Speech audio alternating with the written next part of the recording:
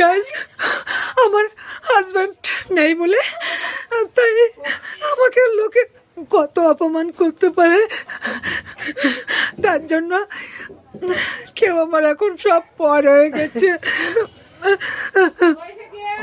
তোমাদের কি করে বলবো, আমার মতন ভুল কেউ করো না, একা একা থেকো না তোমরা।